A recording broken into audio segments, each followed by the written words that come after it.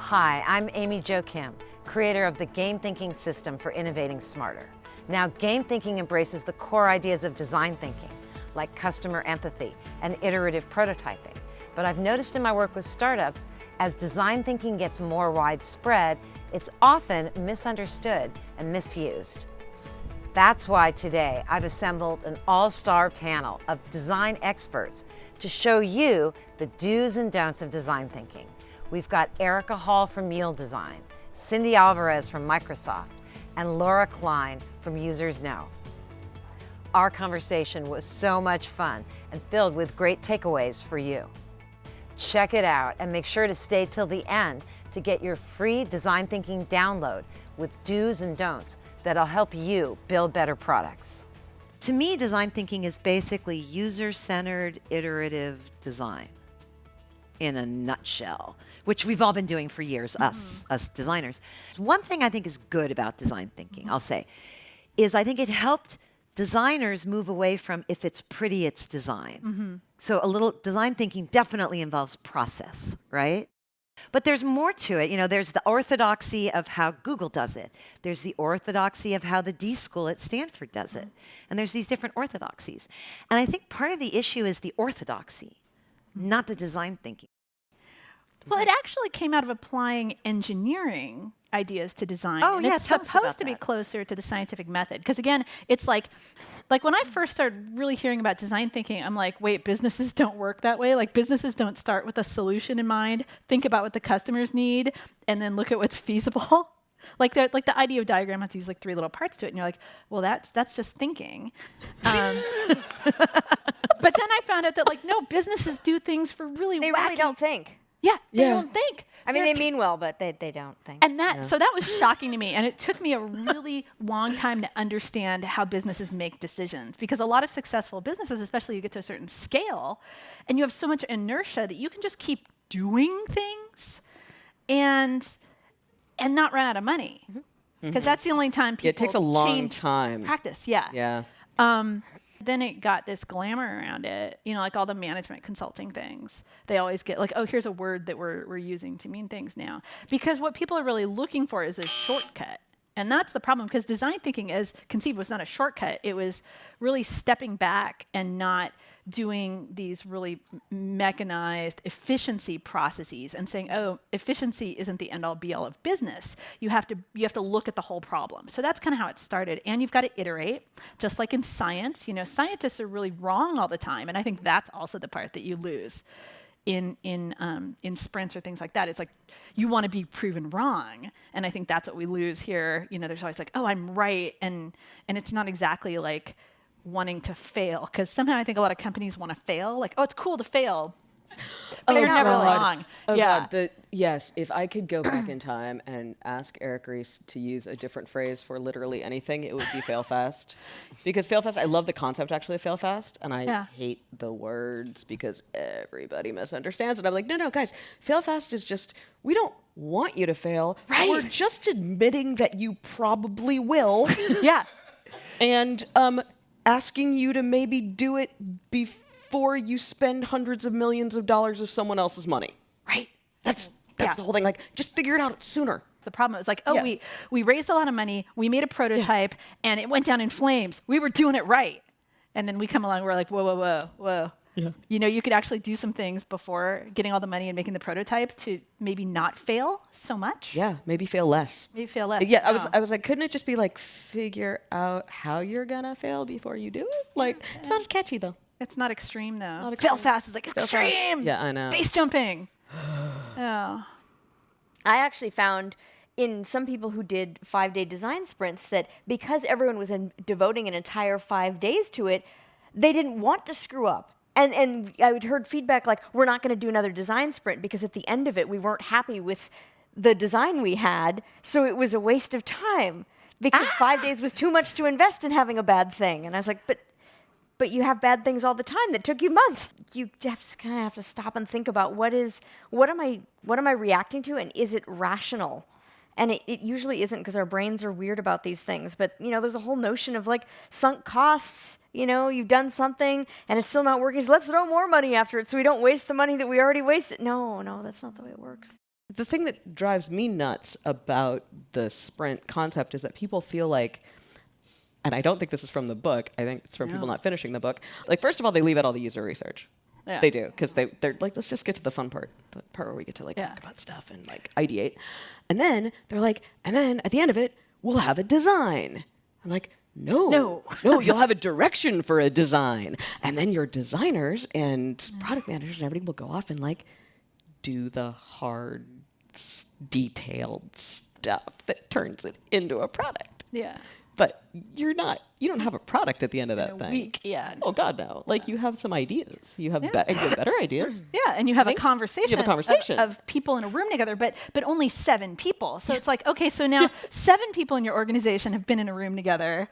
Neat. But what about everyone else? Yes, and what about and I know that you bring some users in, and that's great. You've probably done some usability testing on it. Maybe you do some user research. That's fantastic. But like, have you determined what metrics this moves? And have you it's not about getting everybody together and voting on design. It's not a democracy. Now, I'll say the one good thing we got out of the last design sprint we did when I was at Yammer is that getting people in the room.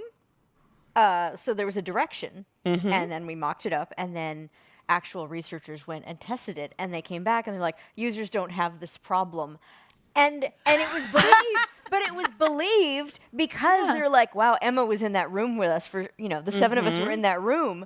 And I do think that was the most that shutting down an idea was like accepted, like, okay, well, we probably know what you're doing. Because we now have a shared understanding of the problem we are trying to solve, potentially. We have a shared understanding, we have a trust, we have a belief. It's like good for all the team building, all that kind of stuff. Yeah. Like, it's great for developing the shared understanding, and I think that's wonderful, but it is not great for designing It's not product. everything. It's not everything is now a design sprint. No. And that's the problem is like a lot of designers, because it's a product. Like as a product to sell, design sprint, it's like the Ronco design Genius. process. Yeah. And so there are whole agencies that say, oh, now we're sprint based. And because it's an easy thing to sell and you don't have to do all that annoying stuff that lasts longer than a week. Yeah. You're in, you're out, you bill, you go on to the next client. They feel like, oh, we did things with Post-its. We're creatives now. You can all buy those. We're all creative. We've You all don't got need in an touch. agency to You do get the this. whole idea thing with the like, we're in touch with our primal human creative spirit. Everybody has a good feeling. And then what, right? So so I salute the design firms who are now like, boom, in and out of a week, cha-ching. Well done. Well them. done. And Yeah. We have an upcoming series of workshops we're doing with a really large bank with like an 80-person design team. And they said, oh yeah, we all got the design thinking. And now it's like, okay, now so what? And now it's like, how do you translate that into an actual set of process change so that you keep doing good things for the right reason over time, which is so boring.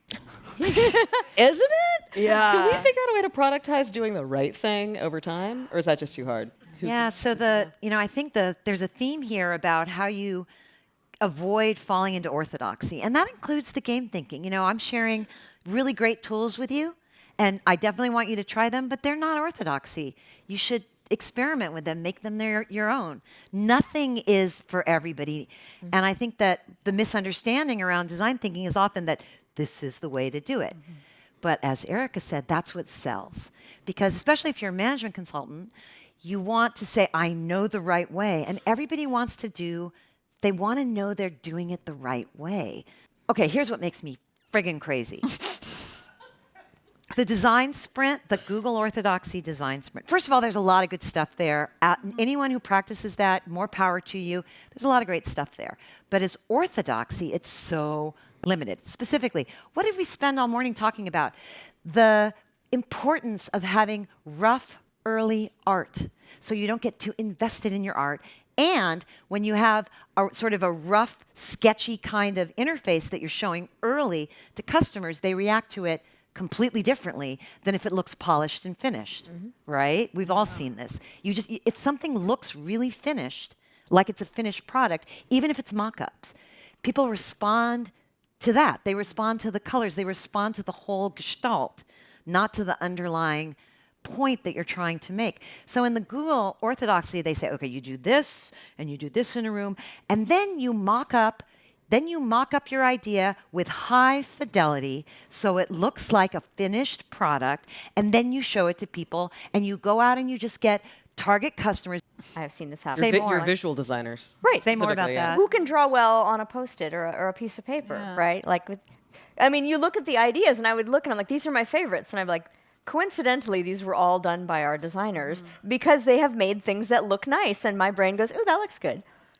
And we all did it. We all voted up the designers' things, and then later when we discussed them, some of them had fairly large holes because they looked great, but they weren't solving an underlying problem, or this person wasn't aware of this engineering constraint or this business constraint. What's the essence of what's actually good and powerful about design thinking that we can all take away with us? Putting aside the orthodoxy, what's in there that's really powerful?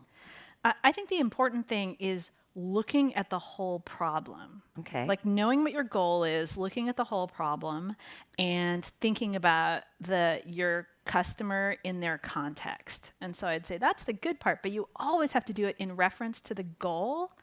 And just because you're doing the activity doesn't mean that you get the thinking along with it.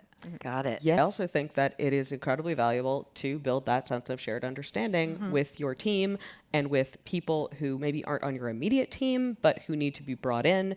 And so that we all know what the goal is, and so that we all know who the user is, because and really what really ends up happening is you find out that you don't all know that, that you all have very different ideas, and then that gives you a chance to coalesce around a specific goal and a specific user and a specific need. Yeah, because I'll say super quick, the biggest misconception about doing research as part of the design process is that you're doing research to uncover new knowledge. But actually, the most important thing you get out of it is that shared understanding. Like, who cares if you found out something new? Because sometimes clients are like, but everything you said we knew. But it's like, but now you all know it. All know it. And you all knew a lot of other things, too, before we did the research. But Now you know what's actually important. Yeah. Yeah, Exactly. And if calling something by a name gives people permission to act in different ways, that is incredibly valuable. Yes. So a lot of like product managers who've been told that, you know, like you're the CEO of your product, which I hate incidentally, but someone who has been told that and believes that is their role might be not so willing to write rough ideas on Post-its and draw badly, formed figures. And if doing it in the guise of a design sprint makes them feel freer to make mistakes, then let's call it a design sprint. Yeah. Just don't waste your whole 5 days. But yeah, like do what you need in order to give permission to people to behave in the ways that they need to have that shared understanding. Awesome. Wasn't that great? I hope you enjoyed these tales from the front lines of product design. If you did, hit that like button or leave me a comment and tell me which of these tips you're eager to try out first. Want even more? Get your free design thinking cheat sheet chock full of do's and don'ts to guide you as you apply design thinking the right way. Go to gamethinking.io/design thinking to get your download. The link is in the comments. We post new videos every week, so be sure you subscribe and hit that bell so you never miss a thing. I'll see you soon.